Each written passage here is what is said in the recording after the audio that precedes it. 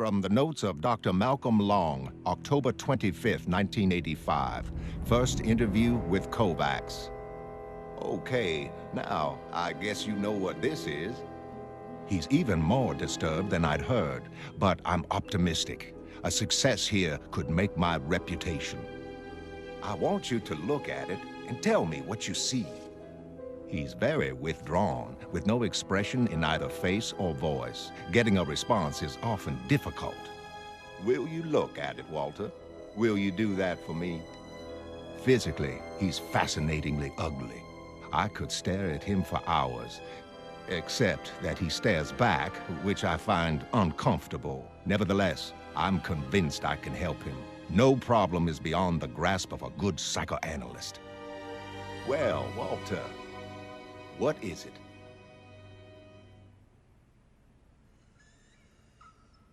A pretty butterfly.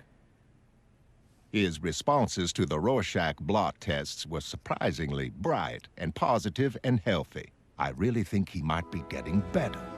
I just wish he wouldn't stare at me like that.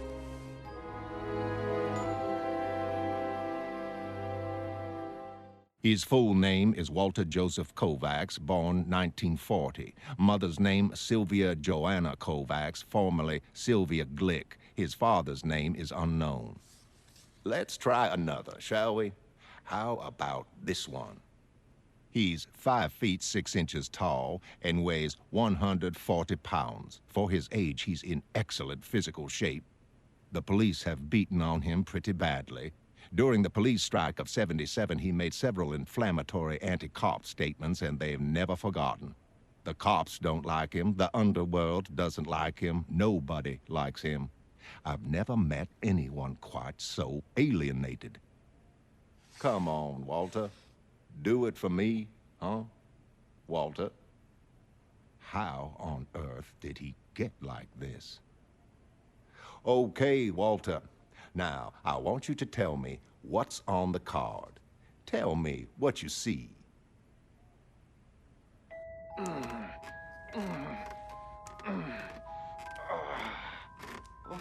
yes.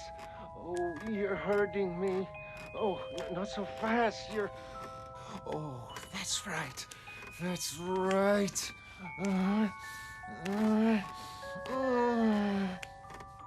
Hey, what is this?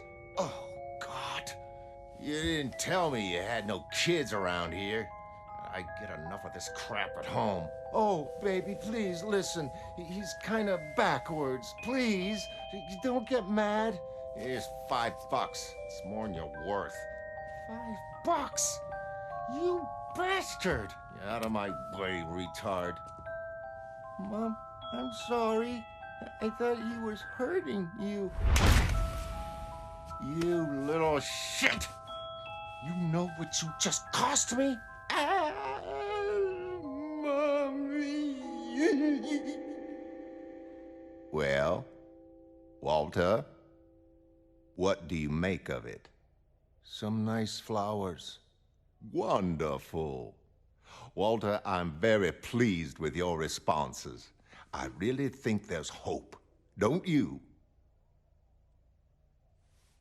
Ah, well, okay, Walter. I think that's enough for today. I'll see you tomorrow.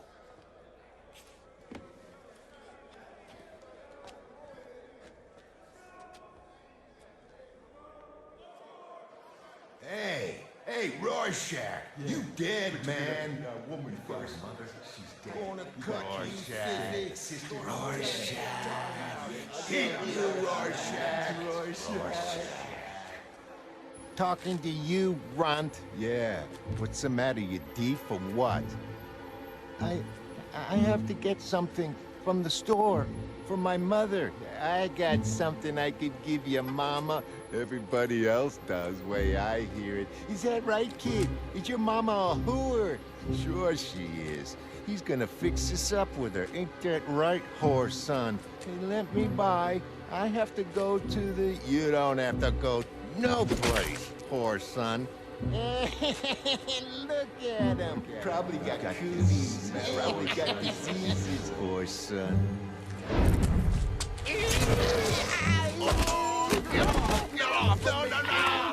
tore him off exactly like a mad dog. In 1951, he attacked an older child, partially blinding him with a lighted cigarette. He was 10 years old. Once his home life had been investigated, he was put into care. He seemed to improve. Excelling at schoolwork, Kovacs grew into a bright but unusually quiet child. Even in 1956, when informed of his mother's brutal murder, he restricted his comments to one word: good. Mal, are you done with this Rorschach case yet? Not Rorschach. Walter Kovacs. Rorschach's an unhealthy fantasy personality. Are you sure you're safe with this Kovacs guy? Don't worry. While he's at Sing Sing awaiting trial, he's under heavy guard. He's no threat. Not anymore. Well, let's hope not. Now, come on. Forget work. It's a beautiful night. Let's see if we can make it last forever.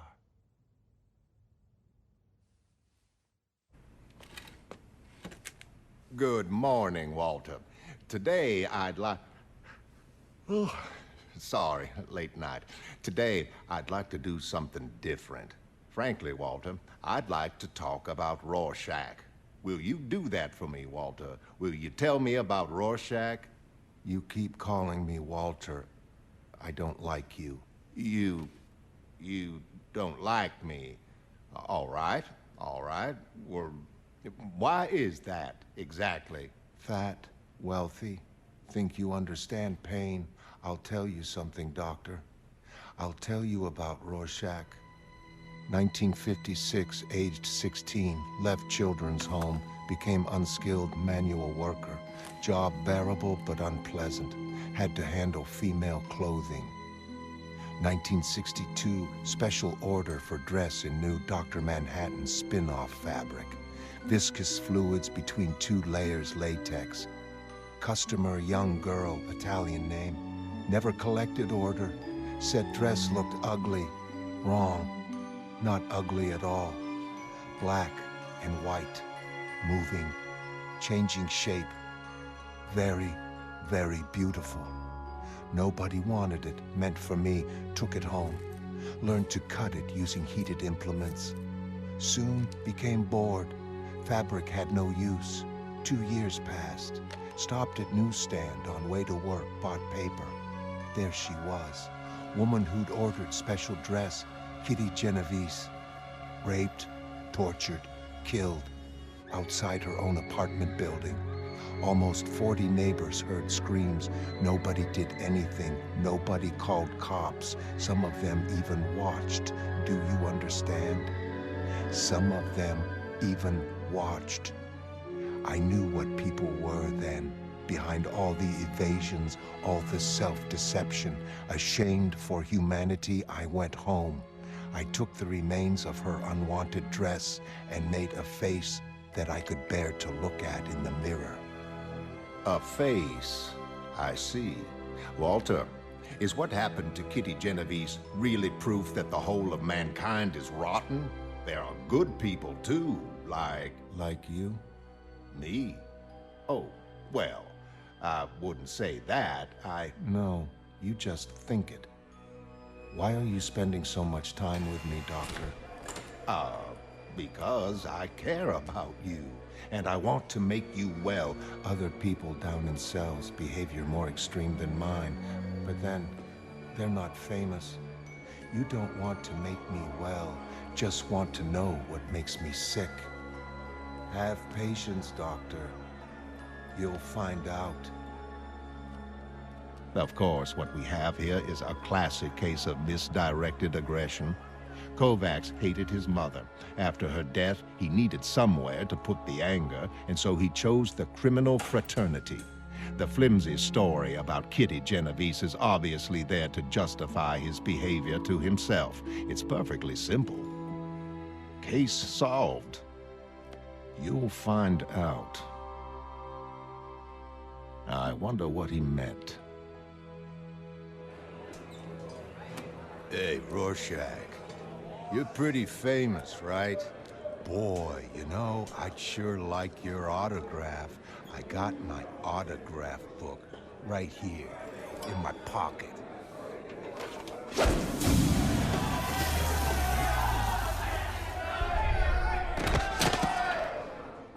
The guards intervened, dragging Kovacs away to solitary and the other man to the prison hospital.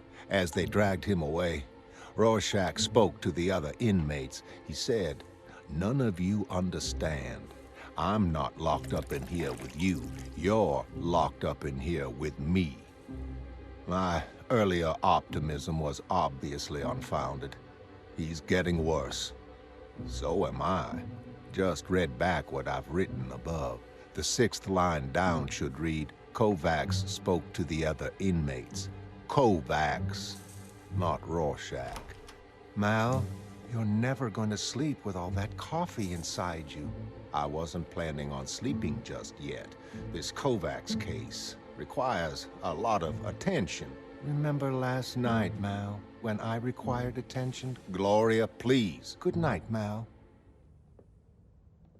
"You're locked up in here with me," he said. He's right. Absolutely right. All right, All right, Walter. This afternoon, I want to pick up where we left off. After the murder of Kitty Genovese, you decided to become Rorschach and... Don't be stupid. I wasn't Rorschach then. Then, I was just Kovacs. Kovacs pretending to be Rorschach. Being Rorschach takes certain kind of insight. Back then, just thought I was Rorschach. Very naive, very young, very soft. Soft? How do you mean? Soft on scum. Too young to know any better. Molly coddled them. Let them live. Well, looking at your file, there's no record of serious violence against criminals before 1975. Like I say, soft. Hadn't realized the stakes we were playing for back then. All of us, me, my friends, all saw. You have friends? Kovacs had friends. Other men in costumes. All Kovacs ever was. Man in a costume. Not Rorschach. Not Rorschach at all. In 1965, worked with Night Owl, bringing street gangs under control. Tackled the big figure together. Brought down underboss together. Good team. Until he got soft like rest. Until he quit. No staying power. None of them. Except comedian. Met him in 1966, forceful personality. Didn't care if people liked him, uncompromising. Admired that. Of us all, he understood most about world, about people, about society and what's happening to it. Things everyone knows in gut, things everyone too scared to face, too polite to talk about. He understood. Understood man's capacity for horrors and never quit. Saw the world's black underbelly and never surrendered. Once a man has seen, he can never turn his back on it. Never pretend it doesn't exist, no matter who orders him to look the other way. We do not do this thing because it is permitted. We do it because we have to. We do it because we are compelled. From the notes of Dr. Malcolm Long, October 27, 1985. His last words today were, "We do it because we are compelled." But he never says what it is that compels him. It's not his childhood, his mother, or Kitty Genovese. Those things just made him overreact to the injustice in the world. They're not what sent him over its edge. They're not what turned him into Rorschach. It's as if continual contact with society's grim elements has shaped him into something grimmer, something even worse. If only I could convince him that life isn't like that. The world isn't like that. I'm positive it isn't. Bought a Gazette on way home, including a small piece about Kovacs, which the news vendor pointed out excitedly. I guess he does that to everybody. Apparently, Kovacs visited his newsstand regularly. The coincidence is trivial, but unsettling. So was the front page. Russian tanks have entered Pakistan. At home, Gloria seemed anxious to sweeten things after yesterday and told me she'd invited Randy and Diana to dinner tomorrow. Was too exhausted to take in all the details and suggested an early night. From the notes of Dr. Malcolm Long, October 28th, 1985. Today, he told me everything. Hello, Rorschach. How are you today? In prison, yourself? Oh, fine. I'm fine.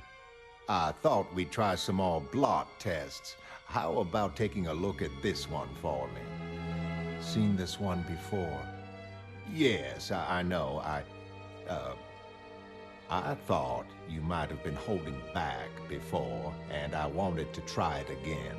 Go on. Tell me what you really see. Dog with head split in half. I see. And, what do you think split the dog's head in half? I did.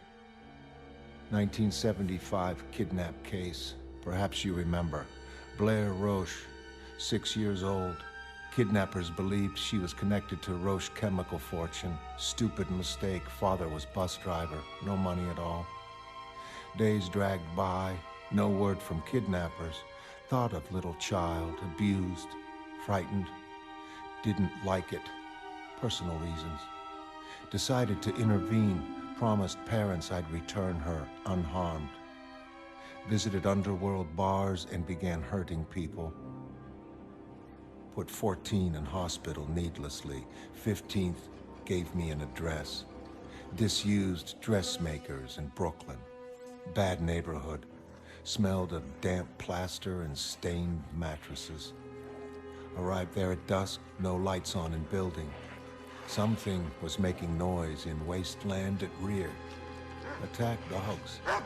2 German shepherds fighting over a knob of bone. Didn't seem interested in me.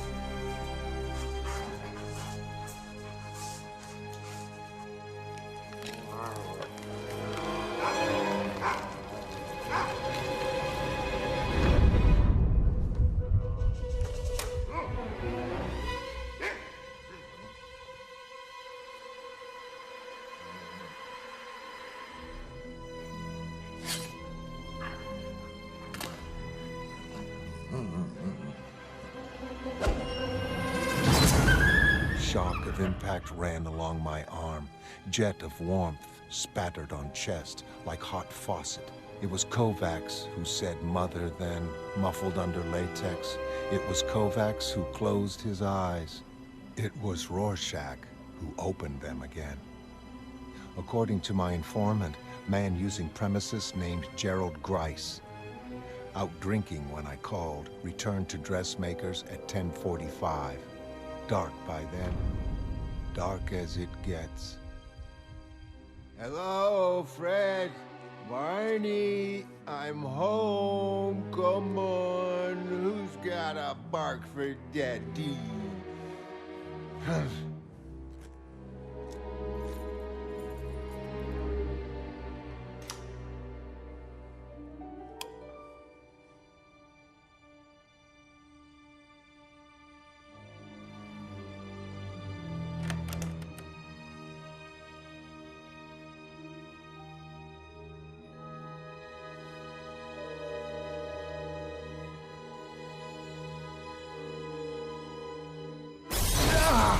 Oh, God!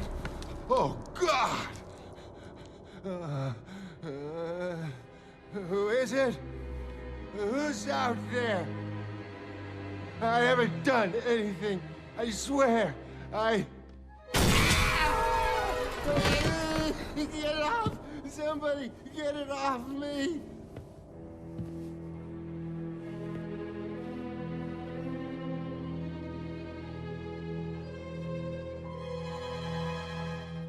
Oh, no. Oh, please. I haven't done anything. Oh, wait. Look. I know what you think. You think I'm something to do with that little girl. Well, you can't prove anything. I mean, where's the evidence? You can't do anything to me. Hey, wait a minute. That's mine. Hey, look, please. If you just say something. Hey, are you crazy? That's kerosene. Yes. Shouldn't bother trying to saw through handcuffs. Never make it in time. What do you mean? Am I supposed to? Oh, God. Oh, Jesus, no! You're kidding! You have to be kidding!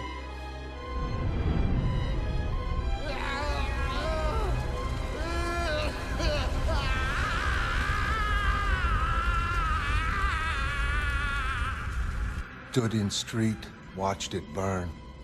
Imagined limbless felt torsos inside, breasts blackening, bellies smoldering, bursting into flame one by one.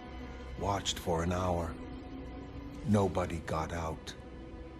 Stood in firelight, sweltering, bloodstain on chest like map of violent new continent. Felt cleansed, felt dark planet turn under my feet, and knew what cats know that makes them scream like babies in the night. Looked at sky through smoke, heavy with human fat. And God was not there. The cold, suffocating dark goes on forever, and we are alone. Live our lives lacking anything better to do. Devise reason later. Born from oblivion, bear children hell-bound as ourselves, go into oblivion. There is nothing else. Existence is random, has no pattern save what we imagine after staring at it for too long. No meaning save what we choose to impose. This rudderless world is not shaped by vague metaphysical forces. It is not God who kills the children, not fate that butchers them, or destiny that feeds them to the dogs. It's us, only us. Streets stank of fire. The void breathed hard on my heart, turning its illusions to ice, shattering them. Was reborn then, free to scrawl own design on this morally blank world. Was Rorschach. Does that answer your questions, Doctor?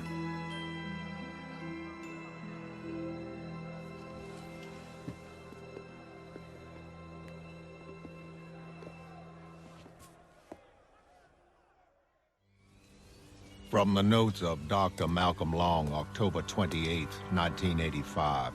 Bought paper. Nixon says U.S. will meet continued Soviet aggression with maximum force. Inside article on nuclear alert procedure, it says that any dead family members should be wrapped in plastic garbage sacks and placed outside for collection. Home. Gloria reminded me that Randy and Diana were coming tonight. Looked cross when I confessed I'd forgotten. We dressed for dinner in silence.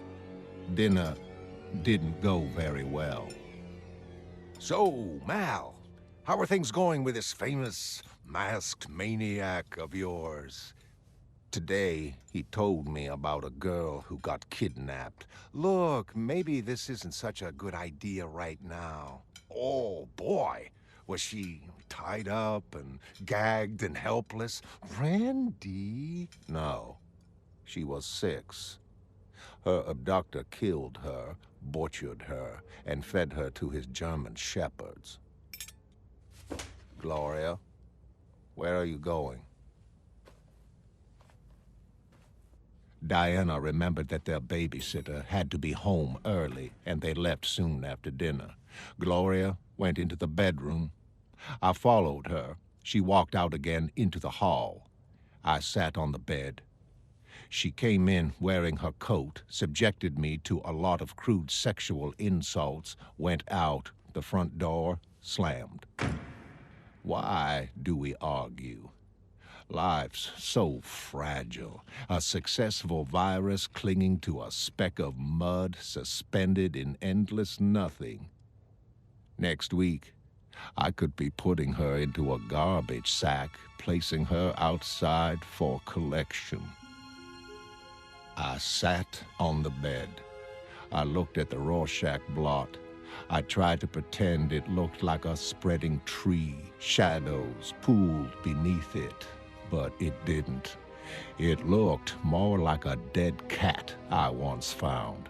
The fat, glistening grubs writhing blindly, squirming over each other, frantically tunneling away from the light. But even that is avoiding the real horror. The horror is this. In the end, it is simply a picture of empty, meaningless blackness. We are alone. There is nothing else.